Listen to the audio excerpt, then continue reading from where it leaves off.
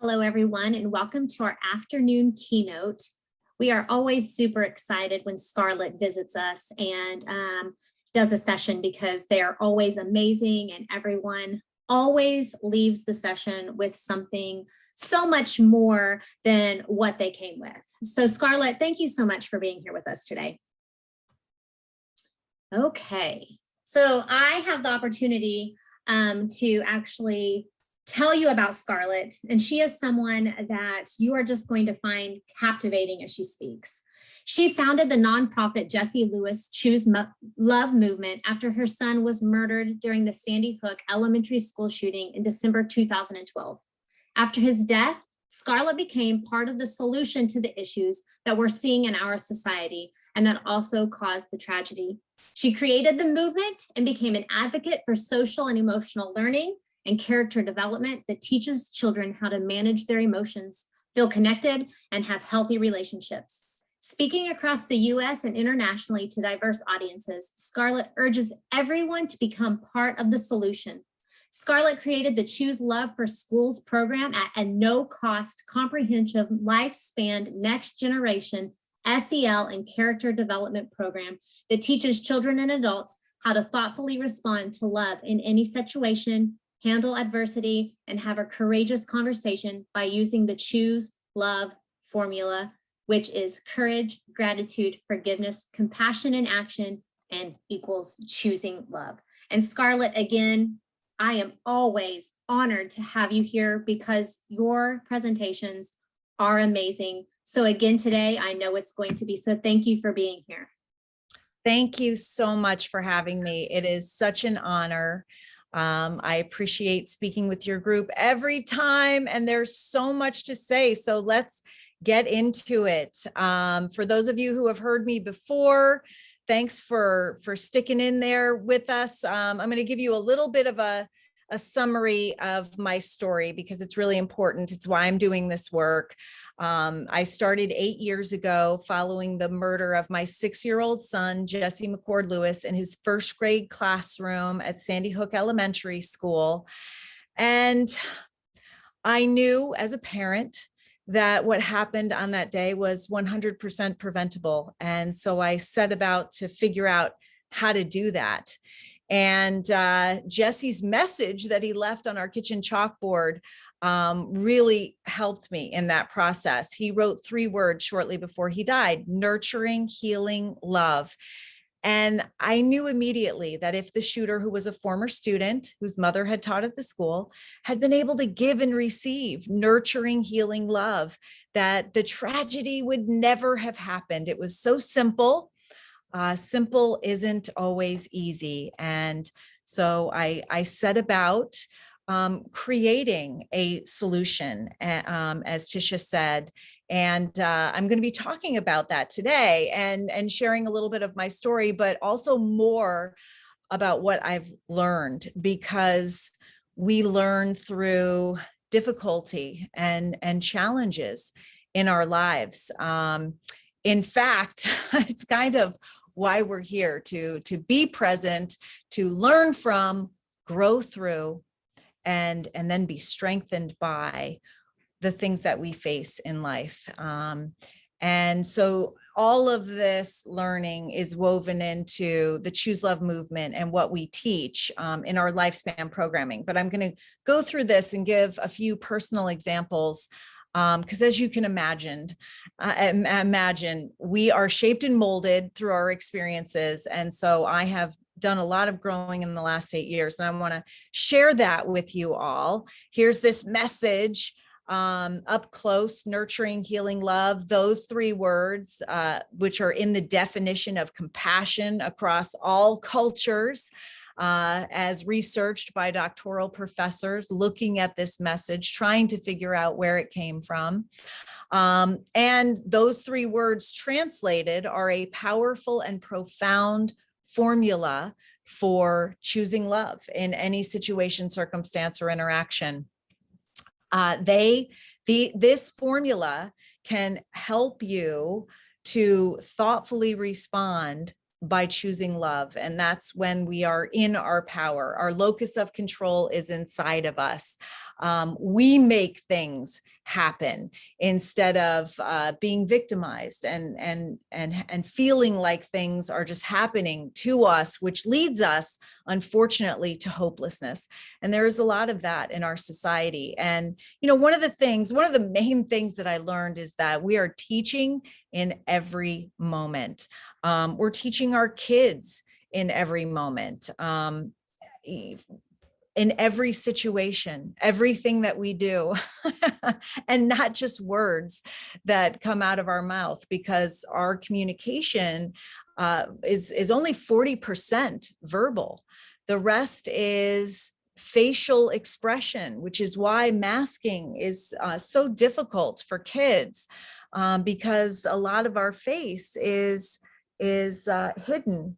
And a lot of our expression is our communication, and our displeasure to our love is shown on our faces, but also, in our gesticulation, and even our energy is communication. So every moment we are communicating, and we are teaching our kids, and they are watching us. And I think that that's one of the most powerful lessons that I've learned in my experience, is that I just didn't realize, and I'm a mom, I had 2 kids. I was a single mom.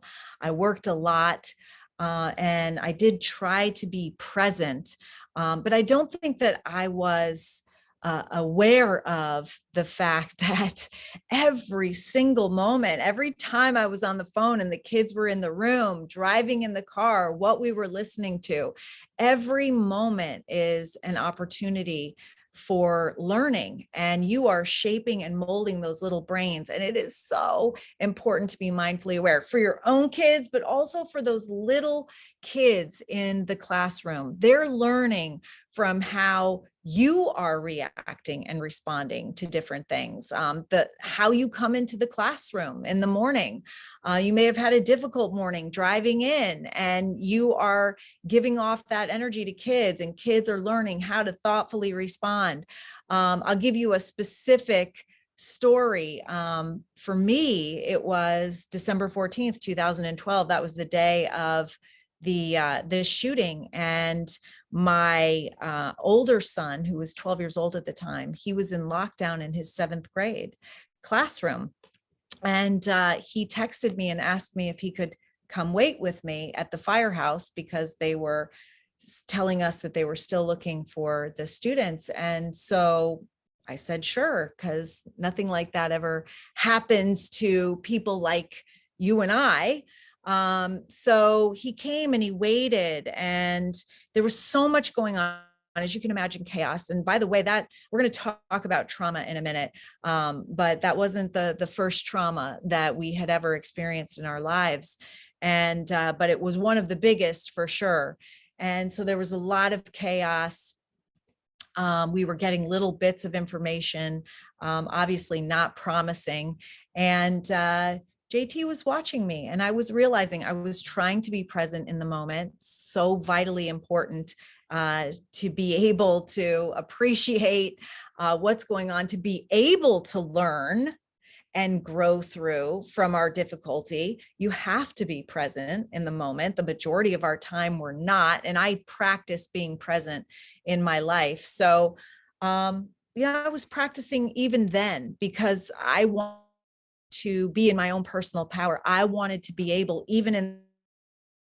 to thoughtfully respond to what was going on around me. And so I realized that JT, who was 12 years old at the time, was watching my every move, even in that tough, difficult situation. He was examining my facial expression. He may not have heard all my words, but he was watching my gesticulation. He was sensing my energy. And I realized I was teaching him in the moment how to handle difficulty, roadblocks, challenges, stress, even pain and suffering, tragedy, going forward for the rest of his life. I mean, this is what we're doing in the moment, every day, all day long. I just want to start with that. It's so important. But that understanding, just that awareness, helps us to rise to the occasion, to be the best version of ourselves in every moment. Obviously, we're not going to be on 100% of the time, but we do have to be aware when we're around our children, our students, that we are teaching them in every moment. Every moment is an opportunity to learn. And this formula is literally how I live my life. I practice it every day, all day long. I have spread this formula all over the world, schools in every state in the country, over 10,000 schools, 112 countries. I have visited schools in different countries. I have visited prisons in different countries. And in America, and I've spoken with at-risk youth. I'm telling you this because no one has ever raised their hand and said, thought of a situation where this formula would not lead you to thoughtfully responding with love. And it comes directly from the message, for those of you who haven't heard me before: nurturing, healing, love, courage. Comes from Jesse's example of courage. Jesse stood up to the shooter and saved 9 of his classmates before losing his life. And the amazing thing is, we all have the capacity for that courage. Science tells us that courage is like a muscle. We need to practice it to strengthen it. And we use courage every day in our lives. The courage to be present in difficult times, the courage to do the right thing, the courage to tell the truth, the courage to be vulnerable, the courage to face our fear instead of resist and avoid and not. And then nurturing, in Jesse's message of nurturing, healing, love, means loving kindness and gratitude. And gratitude is so vitally important. We're going to take these apart towards the end of the presentation, but gratitude is so important. You all have heard me speak of this before. It shifts the focus of your lens. So the majority of our thoughts that we think every single day are negative and repetitive. Between 70 to 80% of our thoughts are negative, and over 95% are repetitive. So, but the amazing thing is, we can only think one thought at a time. That means that we can only think a lower energy, resentful, critical, fearful thought, or a grateful thought. Only one thought at a time. Amazing, right? So that means that we can choose a grateful thought, and that can shift us out of that lower energy type of thinking. And then that neuroscientifically strengthens us to consider forgiveness. Forgiveness is the way to take your personal power back in any situation. It is not, I mean, it can be a gift that you give the other person, but in reality, when you look at the decades of research on forgiveness, it's a gift that you give yourself. It's a way of taking your personal power back. You look at me, I'm a mom who had a 6-year-old son murdered in his first grade classroom. And I was not going to give the murderer, this young man who was so in so much pain, obviously, and suffered from mental illness. I was not going to give him power over my thoughts that would impact how I felt, that would impact how I showed up in my relationships. Absolutely not. But the only way for me to take my personal power back was to forgive, cut that cord that attached me to pain. And so important. There are decades of research behind the benefits of forgiving for the forgiver. And then that healing literally means forgiveness. And then love is compassion in action. It is having the courage to step outside of everything that you have going on in your life, even your own pain and suffering, to help someone else. And when you've done that, you've chosen love. And the amazing thing is that love is what connects us all as human beings. We're all the same, regardless of age. in the want and need to love and be loved. I talk with kids a lot in schools, all ages. And I often say, I hear myself, what I'm thinking, what I'm saying. And I say, this is just as true for you. Because really, we are just big kids. We're human beings as well that want and need love. We struggle with relationships. We have struggles that go on in our lives, and we're just trying to put our best foot forward. And that takes courage. And really, it all boils down to loving and being loved. Love is connection and belonging. And that is what we all need to be healthy in all ways. So we know a lot, but there's a lot that we don't know. But when you want to focus on what we know, we know that all human beings need connection, and connection is love and belonging, as opposed to just fitting in. We need a sense of belonging. We want to be our authentic selves that are accepted so that we feel that belonging. We don't want to change who we are to have to fit in. We also know that we need to have some amount of resilience, and we're going to talk about how to build resilience in a little bit. We need to learn resilience in order to overcome obstacles. Now, if your life has been perfect up until now, oh, I'm so happy for you. That's awesome. And some kids have led really good lives up until that point, but we know, even for our own kids. And of course, I would love to just walk in front of JT the rest of his life with a lawnmower and weed whacker. And I would like to just give him the smoothest path possible. But I know that he needs to learn resilience, because he's going to face difficulty. He's going to have to get back up and continue. And here's the bottom line. If we want to make everything that we're talking about today just really simple, we all just want to feel good. Isn't that the truth? And literally everything that we do all day long is moving us towards feeling good. And we're only going to do that in one of two ways. We're going to do that through anger, okay? Because things happen. And when we get anger, when we feel anger, when we're angry, when there's a situation that happens and there's a conflict and we're angry, it gives us a false sense of control. We feel powerful. And but we know that and anger in itself is fine. It's valid. It's good. It's helpful. But prolonged anger is as bad as smoking 2 packs. And I'm sorry, it's half a pack, I think, of cigarettes a day. It's bad for us, prolonged anger. We try, not just kids, but adults too. We try to feel better through bullying. And it's not just kids. This is where when I talk about bullying to kids, I think, oh, us big kids do it too. We try to feel good through bullying. And that's just trying to put our pain onto somebody else.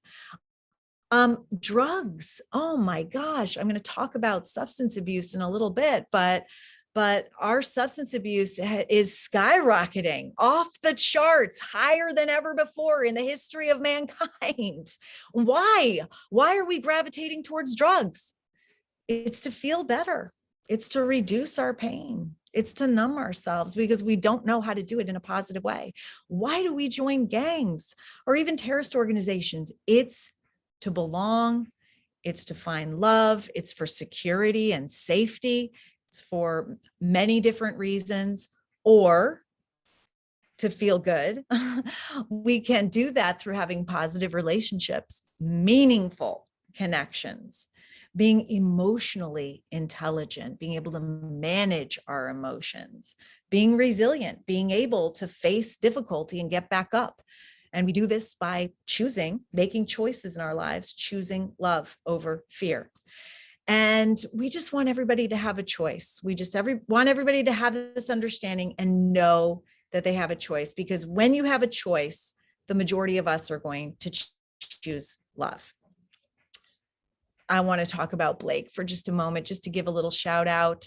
It was only a few weeks ago that I was with one of my best friends in Georgia and sitting by the side of her son hooked up to life support in ICU. He had just overdosed, and he was 31 years old. He had struggled with substance abuse for 20 of those years. And it was absolutely devastating. Absolutely devastating. Blake was such a beautiful person, such an incredible person. And he wanted to do the right thing. And he wanted to be free of his substance abuse. But he had things that happened to him, very painful things that happened to him in his life. And he did not have the coping skills that he needed to get through those problematic times. And while I was there, interestingly enough, there were articles that came out that said that overdoses are up 30% last year, the highest ever in the history of mankind. And we know that the opposite of addiction is connection, and connection is love.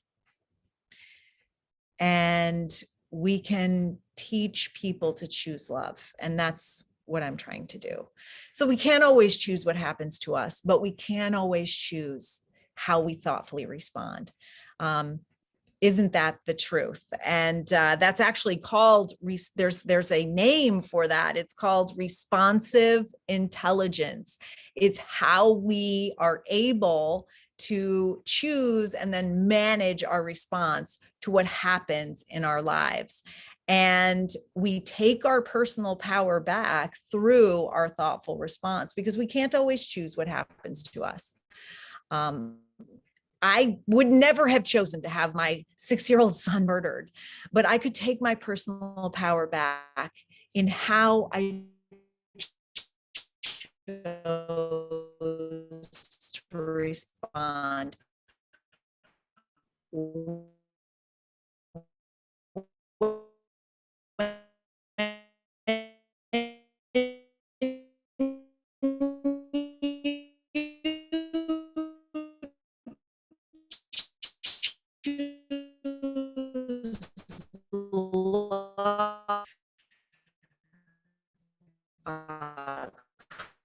Creating your own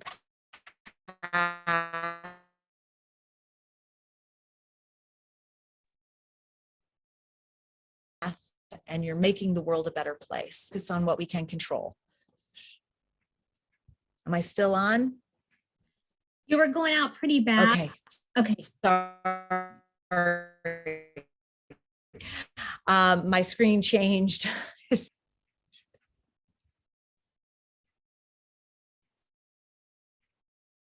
I think that I am still on. You are, Scarlett. I just shut your video off. It helps with us to be able to hear you better just for a minute so we can work through this tech. Okay. Sorry about this, you all. You sound great though. Okay, good, good. So this is how we take our personal power back, even amidst COVID-19 and the new Delta variant. It works through the virus as well. Because we've all heard of survival of the fittest, right? But guess what? That, which is attributed to famous evolutionist Charles Darwin, is not actually what he concluded in his research. He actually never said survival of the fittest. Charles Darwin actually said that it would be survival of the most sympathetic to one another that would survive and thrive. And by sympathetic, he meant altruistic, generous, and compassionate. Doesn't that make more sense? So we're not out there elbowing each other to get to the top. Instead, we're actually lending a hand and helping everybody up. That's how we rise together. And that's what Choose Love in my message is based on. But in reality, Up until now, we've really just put a Band-Aid on all of our issues that we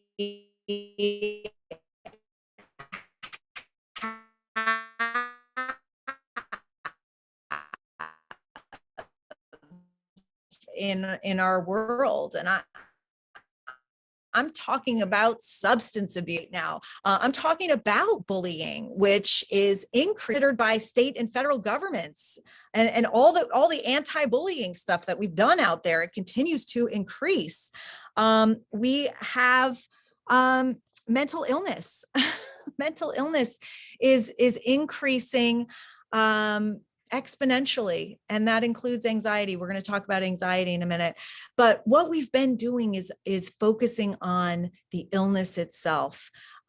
We think in hindsight, really, we focus on issues.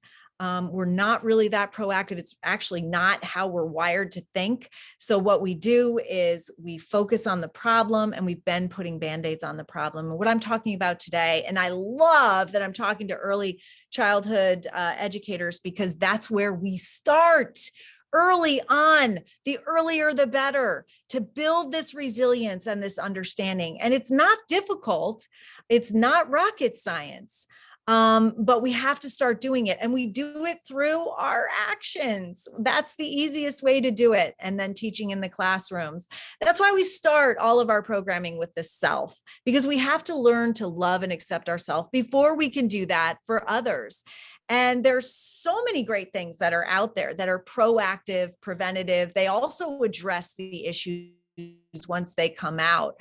But we can start really, really young. The younger, the better. And to teach social and emotional learning, character education, positive psychology, neuroscience. There are things that we can do with little kids' brains to help them develop mindfulness, growth mindset, all on a base of post-traumatic growth and resilience. And being trauma informed is so important right now, because there's so much trauma. And this is proliferate. It's all over the country. And I don't know about you, but I'm so grateful, because, everybody talks about getting back to normal. Gosh, I can't wait. We're in a state of grief, all of us. And I've heard that, and I believe it. We're grieving. It's not just grieving the loss of a significant other, but we're grieving the loss of what we knew, the loss of expectations, the loss of things that should have happened that didn't, that we missed out on because of COVID. But I don't want to go back to normal. I don't know about you. I want to create the world that I want to live in. And I want that world to be founded in love, and people who have the ability to thoughtfully respond with love in any situation, circumstance, or interaction they're faced with. I just want to share this clip because it's really fun. Tim Shriver, who is the founder of CASTLE, the Collaborative for Academic, Social, and Emotional Learning, they're responsible for almost all of the research behind social and emotional learning. He was at an event in China recently, and he took this little short video and he sent it to me. This is how we're all connected. It's amazing. Video. Yeah, video. So you guys run international schools, right? We're here to support inclusion. Do you do any social and emotional learning? Yes, we have a program called Choose Love. Choose what? Choose Love. You do the Choose Love? You're kidding. In China. Yes. Oh my God. Scarlett, you're going to love this. That's Tim Shriver. He was the president of Special Olympics for a long time. And it's because, we're all just human beings. And we're all the same in the want and need to love and be loved, regardless of where we are, where we live, what we're going through. But let's talk about trauma for a moment, because trauma has increased so much since we started really looking at it and researching it. through the ACEs study, Adverse Childhood Experiences, that was groundbreaking research in childhood trauma 25 years ago, that actually found the more adverse childhood experiences that kids have, sometimes, unfortunately, the worse off their lives are. They have disrupted neurodevelopment, social and emotional impairment. They engage in risky behaviors, and sometimes it even leads to early death. They found that it was one in five students had some form of trauma, at least one ACEs 25 years ago. And then going into the pandemic, it was between 35 and 50% of kids coming into the classroom having experienced at least one traumatic event. Now, they're saying between 90 and just assuming 100% of kids have some amount of trauma. So it's not something that we can take lightly. We have to think about that. And a lot of it comes from home. That's the bottom line. So we really need to get parents informed in this. Remember, it was a different world when we were growing up, for sure. But we didn't have all the research that we do now either. Well, I guess it depends on how old you are, but anyway, it really helps to realize, to understand how our brain processes trauma.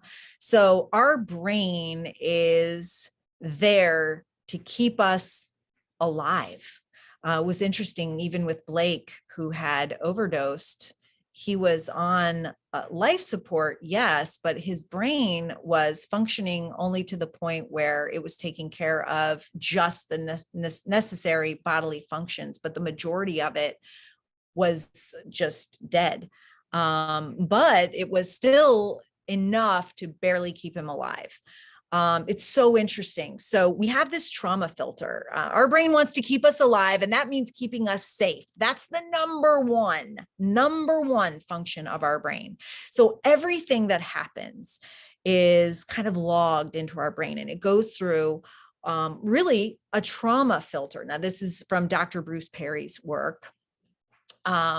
So we have, I have my fingers interlaced, and they're kind of at my throat, because everything that happens to us goes through this trauma filter, and our brain is asking, like, oh, have I seen this before? Is this safe? Do I need to do something? And we have a special propensity for remembering difficult things over good things. And I'm sure that you can think about that in your own life. So this is how our brain really kind of helps keep us safe. So in other words, safety is number one. And when you're thinking about dealing with kids when they're coming into school, remember, safety is number one. So regulating the kids, doing some sort of calming exercise or mindfulness exercise when they come in is necessary for regulation. Then the information flows up into the emotional center. Then you can relate with them. You can't relate with them before you regulate them.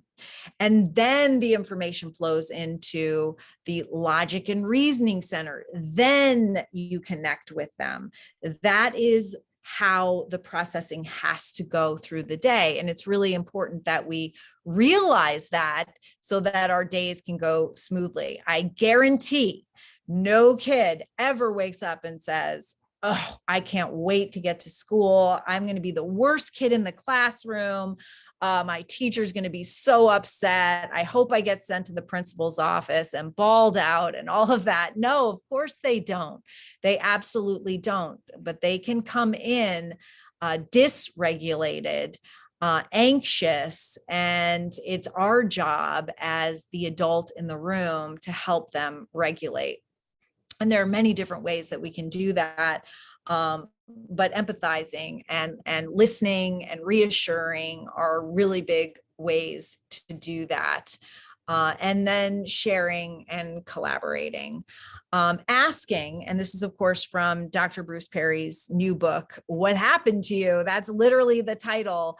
And he is trying to change our dialogue from what's wrong with you, right? I mean, because that's when somebody's acting up, child or adult, really, our first thing when we see them misbehaving or what we consider misbehaving is like, what's wrong with you? But really, really, what we should be asking is, what happened to you? What happened to you? Remember, behavior is communication. Really important. When kids are traumatized, it's like they're swimming in shark-infested waters. And kids feel that it's safer in some instances to be feared than fearful. It's better to be on the attack than to be attacked. Sometimes anger acts as a bodyguard to fear and sadness. So they're putting up this mask, and we need to just be aware of that. Really, really important. Trauma is like wearing a mask. I thought I might just since we're all talking about masks and masks are front and center in the debate on whether we should wear a mask or not. Trauma is like wearing a mask when we're traumatized, because our behavior, notice I say our, little kids, big kids, can be angry, hard, uncaring, bullying, scary, almost monster-like. But really the person behind the mask or behind the behavior, what they're really feeling is small, scared, hurt, invisible, fragile, alone. Because I guarantee you, if we had a choice, we would want to be connecting with everyone, loving, being loved, happy. Of course, it's just lack of skills that keeps us from that. So thinking, understanding in this way can change the way that you thoughtfully respond to children, because attention-seeking behavior really, really is attention-needing behavior. Not to see it as manipulative, but just trying to get needs met. It's so interesting. I can't help saying this, but I keep making this point, but it's little kids and it's big kids. So try to attempt to see the human behind the behavior. Yeah, and I had said this before. This slide should have been right after Blake's slide, but you know, I was at a whole convention on substance abuse, and this FBI director of drug enforcement got up and literally said the opposite of addiction is connection, and connection is love. Here's the thing. We are not born with the ability to connect with one another. Yes, it's natural. Yes, we want to connect, but we learn connection. We learn relationship skills from our parents. Now, if our parents don't have that understanding or the ability, or they don't know how to do it, they can't teach the children. So that's where educators really have to step up. And we're seeing this more and more, that we are the ones that are teaching and or reinforcing what parents are teaching, because there has to be a consistent message. This is kind of what this is interesting. This is just a little video of what Choose Love looks like with kids. Oh, wait, sorry.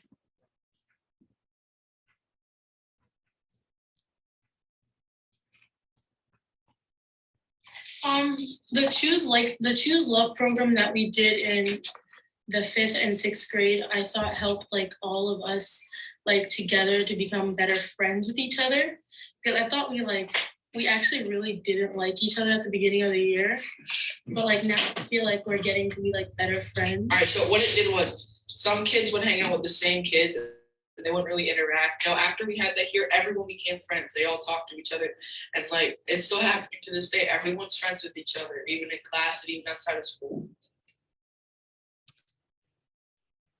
I showed that because you could hear a little bit about what school's like, right? I mean, you have groups of people that like each other that get into groups, and it doesn't have to be that way. It's interesting because I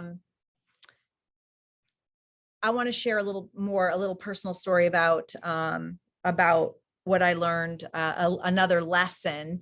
JT, who was 12 years old when his little brother was murdered, he would come home from school and he would say, Mom, no one cares about me.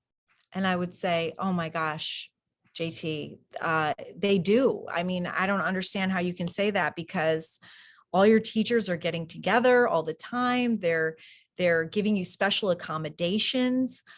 You get more time on tests. They give you a room where you can go when you want to, when you need to get away from everything. And, to me, it looks like they care a lot. And he couldn't convince him.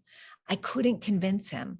He for years, because he went back to school. That was his second half of 7th grade, all the way until 12th grade. In fact, he was so miserable, he graduated early because he felt like nobody cared about him.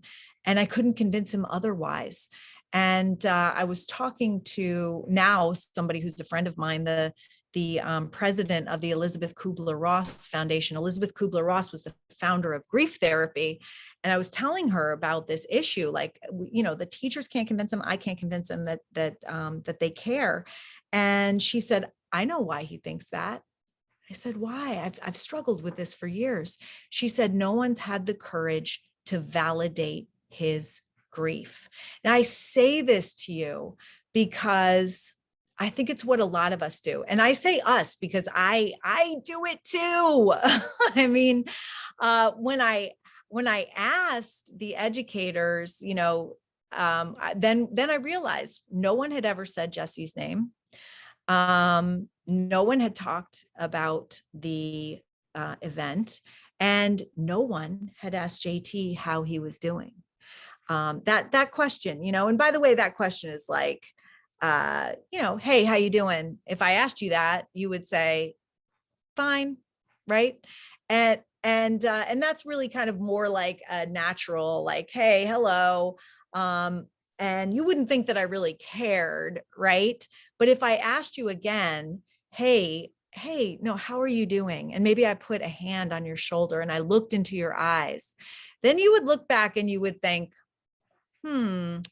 okay, she actually really does care and she really wants to know. Then it's on you. She must have calculated in some time in case I say I'm not okay. Right. But the bottom line is she cares, and I don't feel like going into it now, but I appreciate that.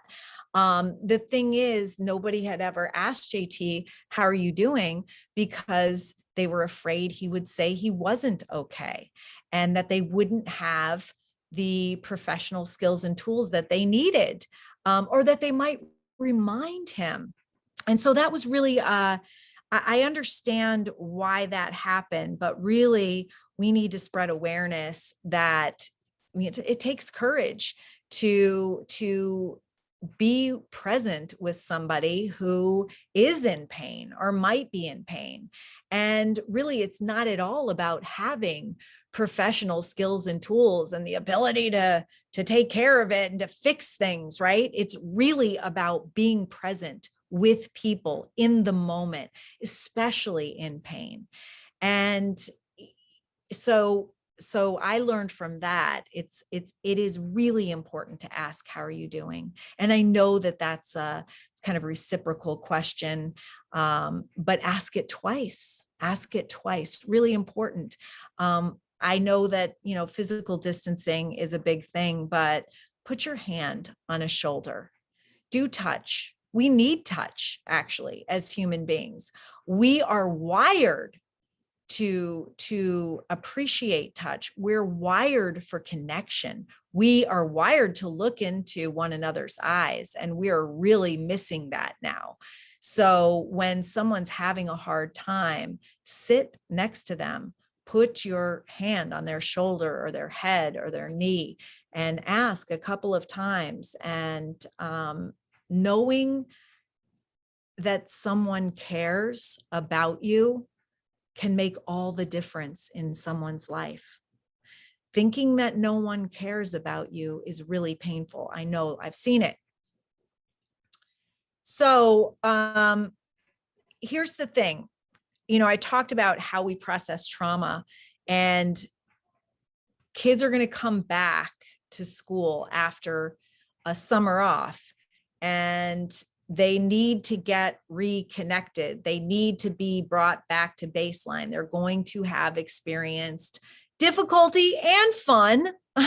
But the bottom line is they need to be brought back to baseline. So we have a great program for that. It's called Choosing Love in Our Brave New World. It's a special back to school unit. It's pre-K through 12th grade. And it's between 4 to 6 lessons specifically designed. They're trauma informed to help kids regulate and to bring them back to baseline. If we now understand how our brain translates trauma, so getting that regulation so that they can relate, and so that we can reach up to their logic and reasoning part of their brain too. I just want to share some of our resources because they are no cost. And I want to make sure that you all have them and are aware of them. Daily Dose of Love, which is our daily email on how people are choosing love in schools, homes, and communities. Would love to see you highlighted there. Our podcast. Give me an idea of another podcast, or come on it yourself. Join our book club. We have incredible life transforming, changing books. We come together at the end of I think it's the last Wednesday of every month with the author, and just amazing. We have a month-long connecting celebration in February. Would love to see you on that, connecting with schools all over the world. Just check out our resources at chooselovemovement.org. We do have a prenatal program, and it's very simple.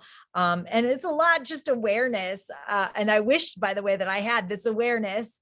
I wish that I had known when I was pregnant with my 2 boys that how I responded to my external environment was really important.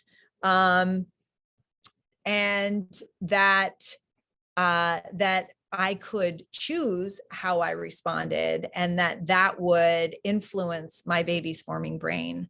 Because when we are stressed out, we release cortisol that crosses the blood-brain barrier, and our babies can actually be born with smaller prefrontal cortexes, because we're actually telling our babies, hey, you don't need to come out and start reading right away. You just need to come out and be prepared to run, because this is a really stressful environment. So we have a lot of just exercises that people can do to help them self-regulate.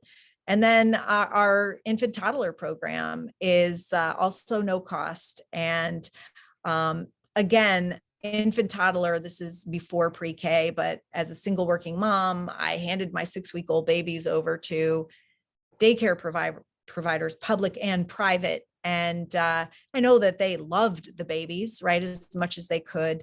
But I know that also they weren't aware of the extreme importance of that time of brain development of young kids. And if they had been, I don't know, probably better outcomes. So let's talk about anxiety really quickly, because there's so much anxiety out there. I've been trying to ask, what's the bigger word than a pandemic? Because that's what anxiety is. Whatever's that step up from a pandemic, there's so much anxiety out there. And I think it's really important that we understand that there's a difference between stress and anxiety. Stress is usually an external event over which we have little to no control. And then anxiety is how we respond to that and that stress. So we do have control over the anxiety part. And by the way, we need some stress.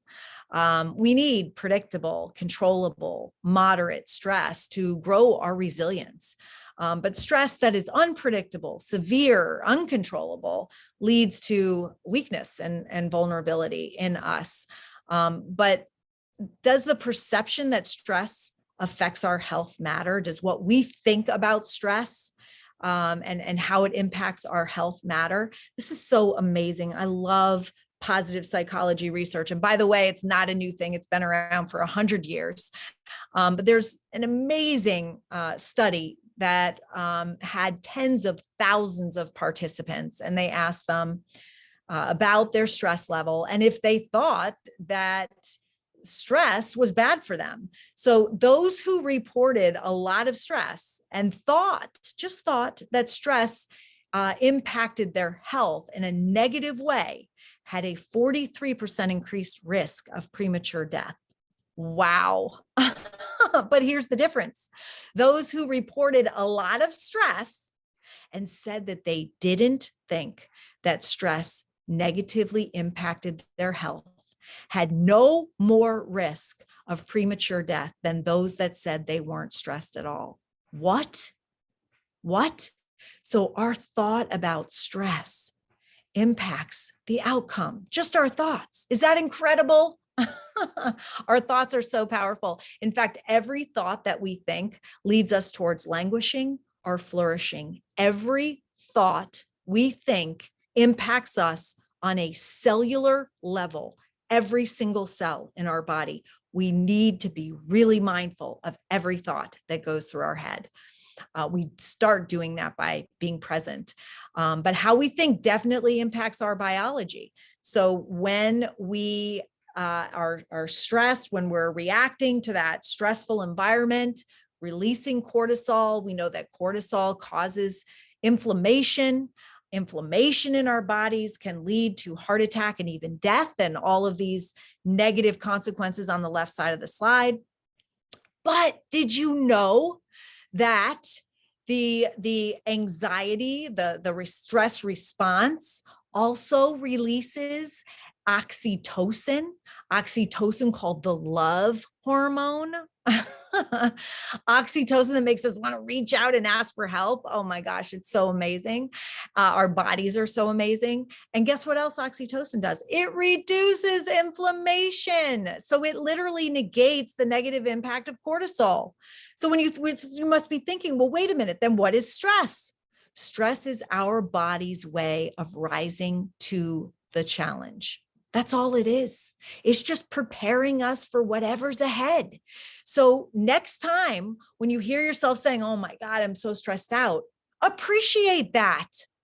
Think, oh, wow, my body, it's so incredible. It's rising to the challenge. It's doing everything that I need it to do to face whatever I need to face. Hey, your body has gotten you to here through everything that you've been through.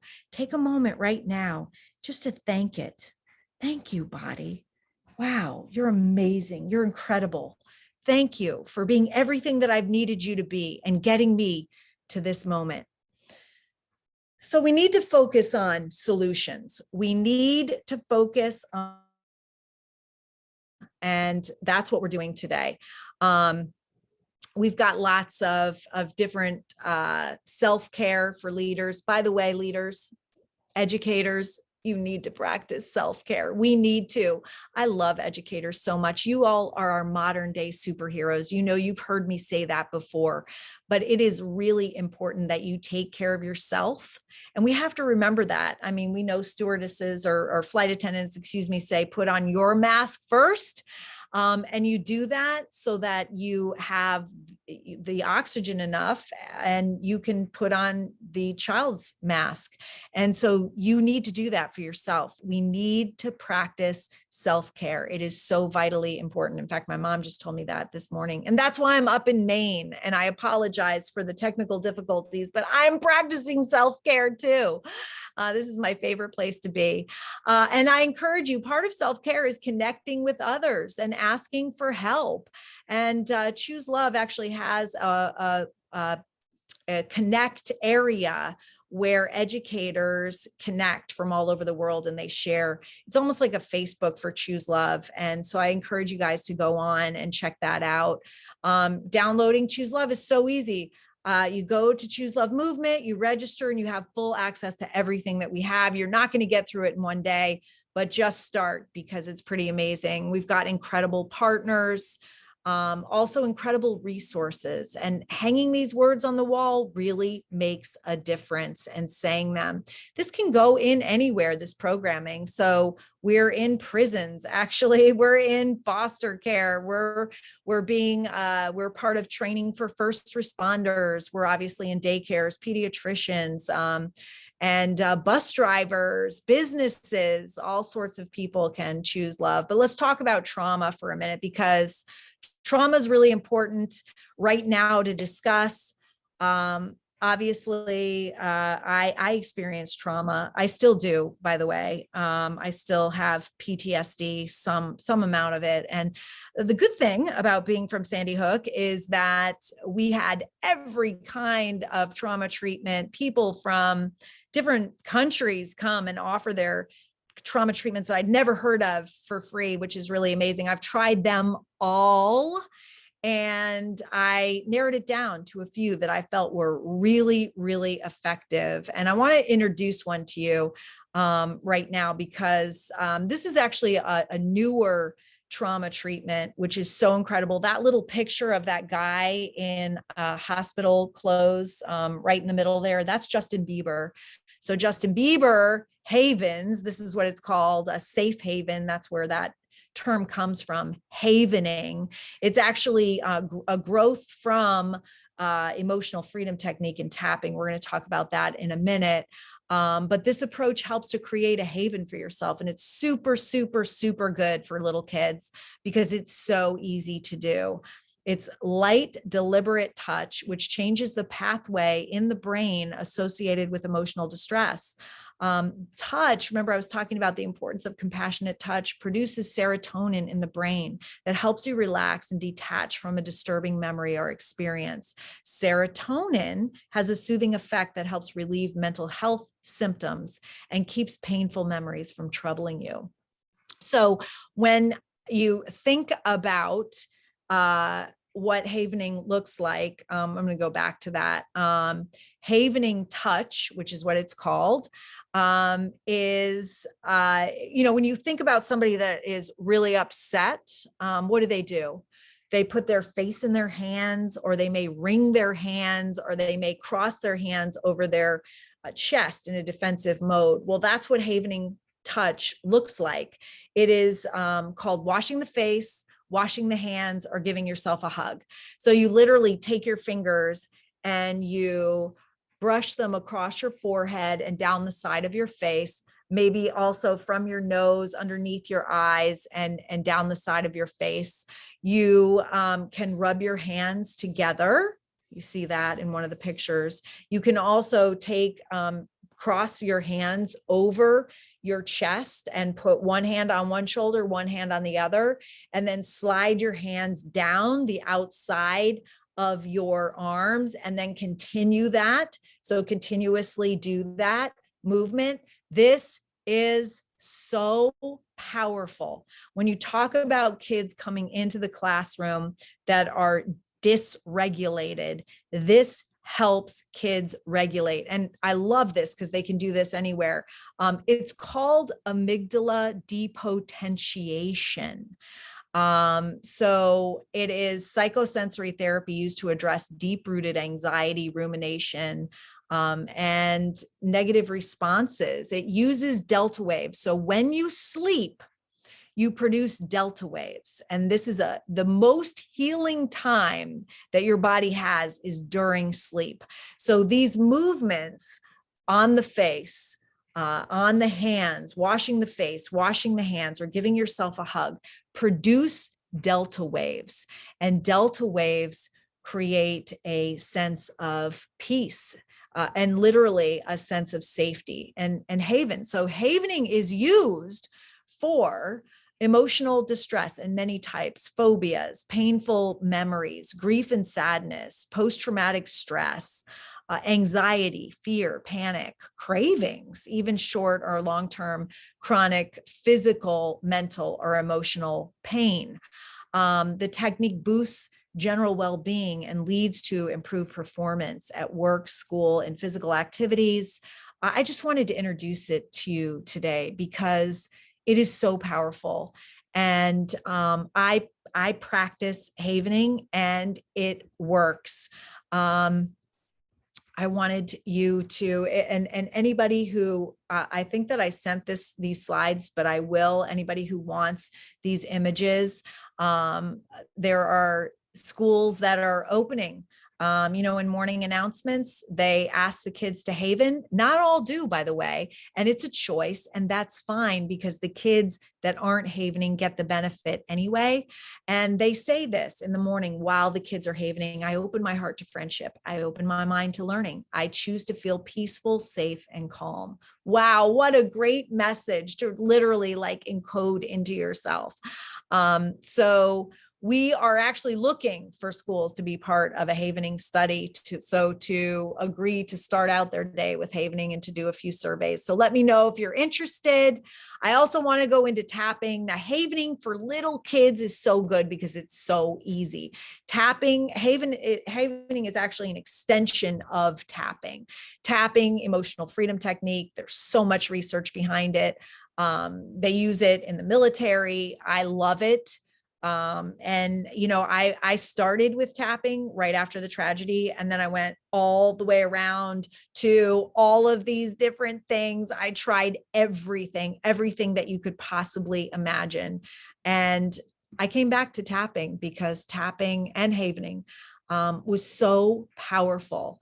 It helps with almost everything: physical, mental, and emotional pain. It's incredible. It reduces stress, lowers cortisol, improves sleep, reduces anxiety, relieves pain. You can walk kids through it. It makes them feel good. That's the bottom line. We started with that slide, feeling good. We all just want to feel good. Tapping and havening is a way to do that helps regulate the nervous system. That's something that we need to do before we can relate. And there's lots of science behind this. It actually shows a 43% decrease in cortisol levels. So there is scientific proof in this, which is pretty amazing. Tapping points, you can go on the internet and you can look for examples of tapping. But what I want, this is a gift to you from the Tapping Solution. We are partnered with the Tapping Solution, by the way. In every single lesson that we have, there is a tapping extension. Tapping has written Choose Love lessons specifically for us. But if you look at the top of this slide, there is a website, https, it's the tappingsolutionapp.com/responder.php. If you would take a picture of that, or I can send this, this is a free app, a tapping app for educators and first responders for 6 months. It's 6 months of free membership. And this is an amazing app. It has every single kind of scenario you can ever possibly imagine. And it literally walks you through tapping, and it will, I guarantee you, give you relief from anything that you're suffering from. And when you learn it, then you can teach it to the kids and do it with your classroom. It is incredible. So please, if you have a camera, take a screenshot of that website at the top in orange. All teachers and mental health care workers get this app for free for 6 months. It's incredible. You'll love it. So really important, however, that we work on the culture of our school. There's got to be a feeling of, obviously, first, safety, compassion, connection, especially love. And schools have done this by merging the Choose Love message with their logos, merging our mission statements. I wanted to share this slide because it's really cute. So, we've hired PR people in all of this, and this 4th grader in Hawaii, if you look at that logo front and centered to the lower part of the slide, this 4th grader creates this logo for his school, by the way. And you see in the middle, it's Choose Love. He figured out that in the middle of Choose Love is SEL.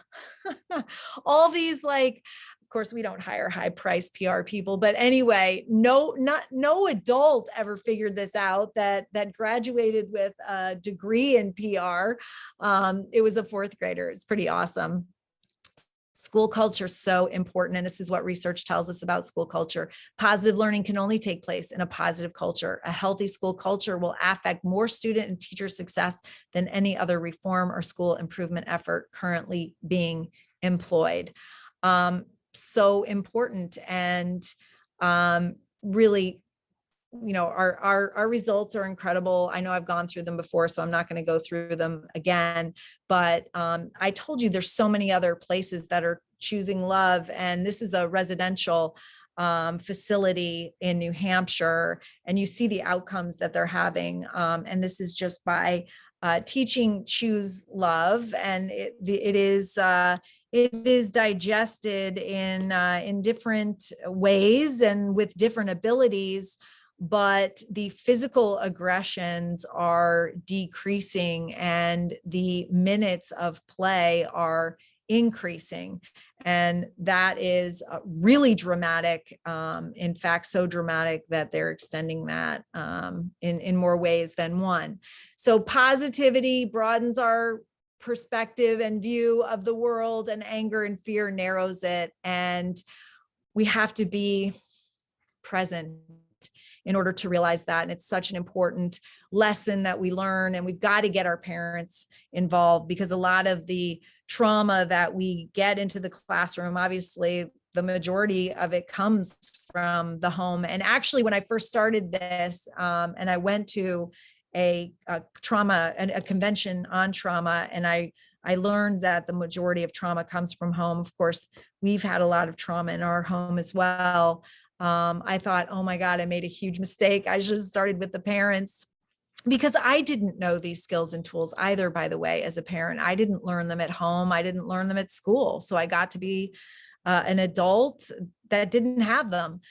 So we do have a free Choose Love program for the home. And so it's obviously optimal that parents are helping with this message and this learning, so everyone can be on the same page. Really important. Also, communities, getting communities involved is really, really important.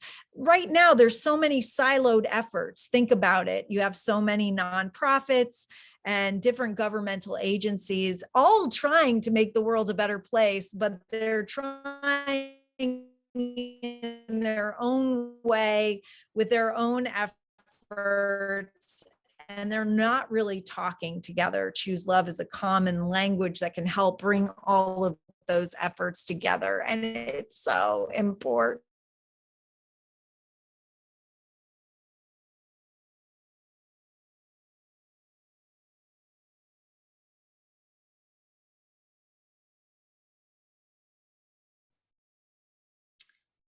Scarlett, can you hear me?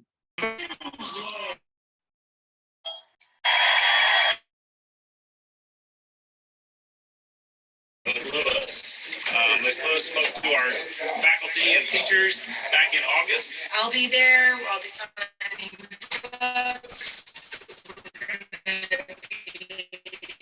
Having games. Awesome. It's going to be great. We're going to be having a lot of fun.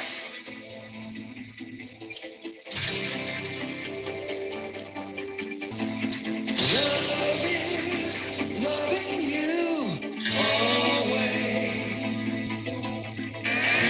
I hope you will find me waiting in your heart always.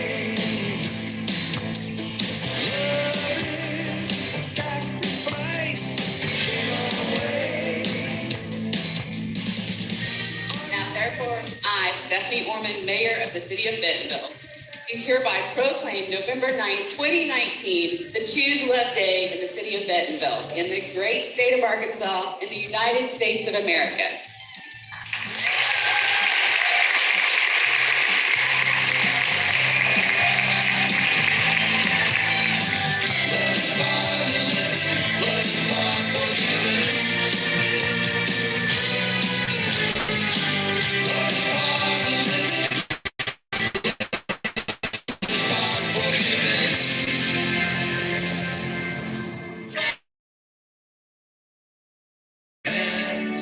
And I want to